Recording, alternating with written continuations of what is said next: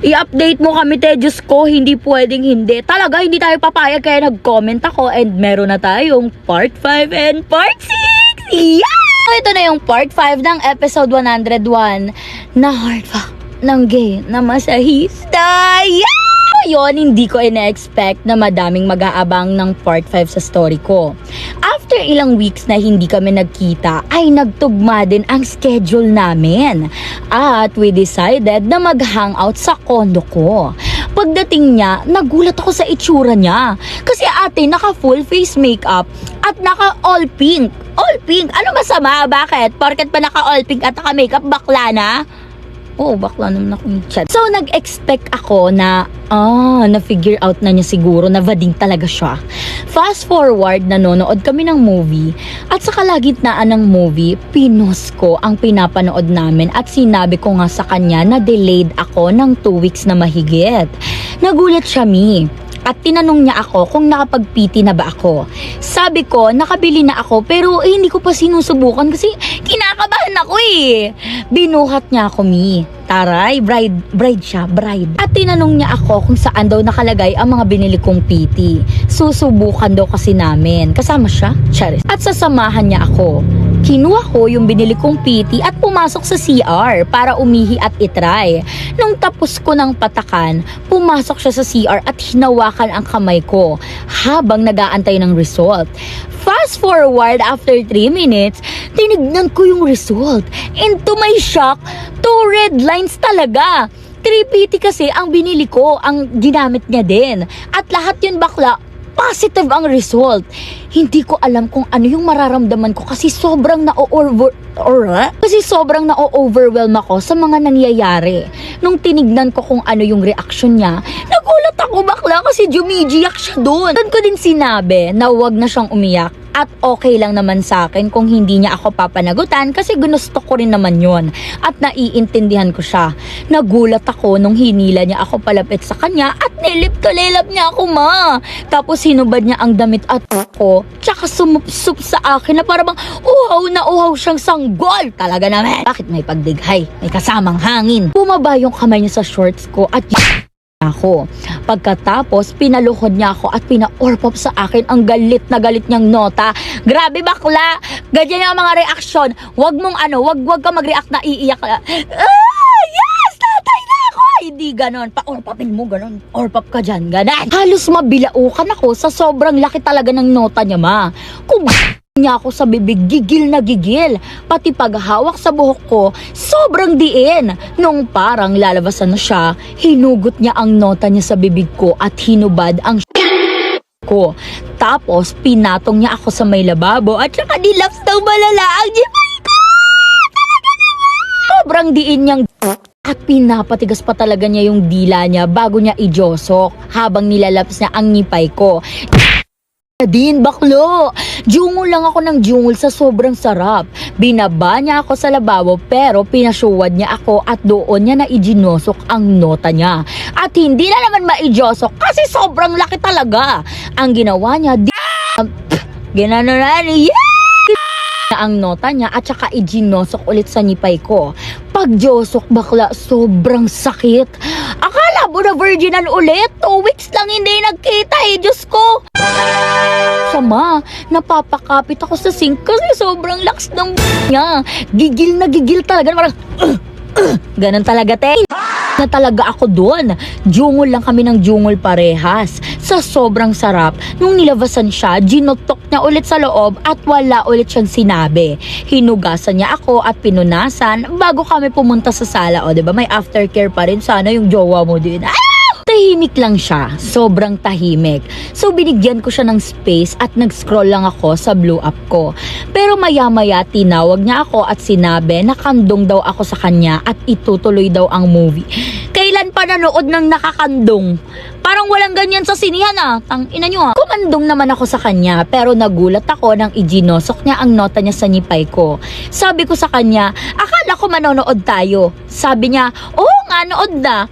Pero, hindi ako makapag-focus sa pinapanood namin kasi sinasagad niya yung nota niya. Maya-maya, hindi na ata siya nakatiis at binayunan niya ako. Tapos, tumayo siya. Binuhat niya ako at saka nang nakakarga sa kanya.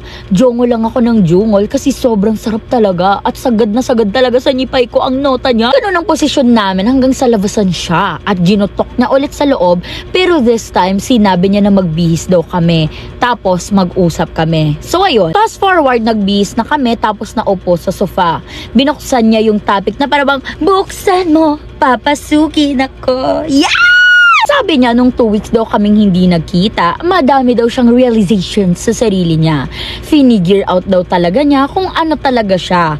At bago daw siya nakipagkita sa akin, he made his mind na raw. Pero sinubukan pa din niyang mag-makeup at magdamit pang babae para itry kung ano ang mararamdaman niya. Pero wala daw talaga siyang maramdaman doon. At mas nagustuhan niya pa daw talagang magpakalalaki. At tumawa siya kasi hindi niya inaasahan na yung magiging client niya sa masahe ang magpa-factory reset sa kanya. Facebook yarn? Ay, hindi. Cellphone? Ano ka? Android? Tumawa na rin ako tapos hinila niya ako papunta sa kanya at hinalikan sa noo. Sabay pababa sa lips ko hanggang sa jug. Sabi niya papanagutan niya raw ako at magre-resign na daw siya doon sa massage parlor at babalik na sa dati niyang work para makapag-provide sa amin ni Vavy. Vavy, yes. Talaga naman, we love responsible guys para kay Vavy. Yes!